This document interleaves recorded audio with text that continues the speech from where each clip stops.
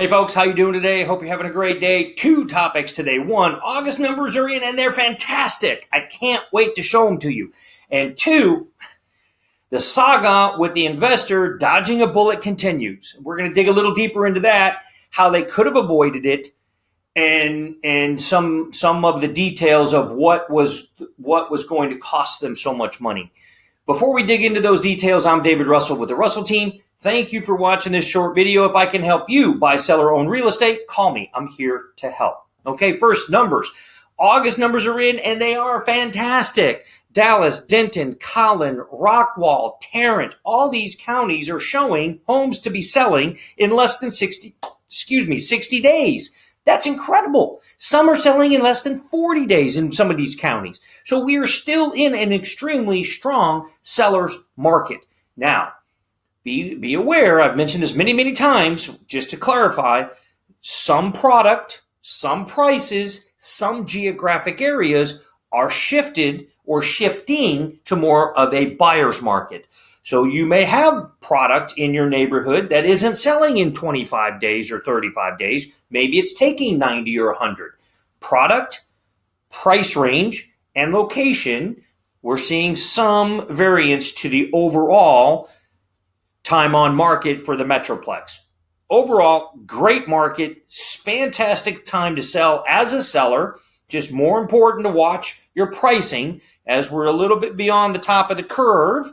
You have to price very competitively and not be overpriced. You have to really pay attention to what the pricing is. That's critical today. If you have any questions about a home, call me. I'm happy to help you with that. Okay, let's dig into the investor dodging the bullet. I mentioned this a week or so ago. I'm kind of continuing the conversation because I've gotten more information on it, had additional conversations with the investor, and wow. One key thing is this house was in Garland. Garland has very stringent investor property management criteria, rules, guidelines, very strict. The house has to meet, you have to pay for an inspection, has to pass the inspection, has to be up to certain standards. And if it's not, they won't approve you to rent it, or you have to make the repairs to bring it up to standard, which can be very costly. This investor was buying the house for an investment. The agent never told him that. The agent didn't know, or the agent didn't share it. Don't know which, because I don't know the agent, and I'm not here to say they're incompetent or they're bad or they were deceitful. I'm just saying, per the investor, they didn't know that you had to meet this criteria in Garland to own investment property or to rent a house. So that's one thing that they would have spent a lot of money on, bringing the house up to standard that Garland has. Two, again, the due diligence that was conducted between the investor and their agent with the product really was a little lacking. There were some components missed with the plumbing and the foundation. The pricing that they came in at was actually above market value for the condition of the home.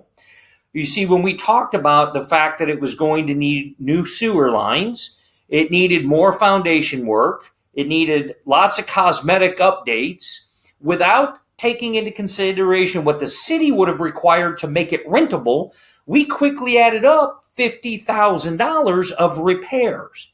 And when you had the purchase price of this contract and you add the $50,000 on top of that for the repairs, you pushed the value of the home significantly above fair market value for homes in that house.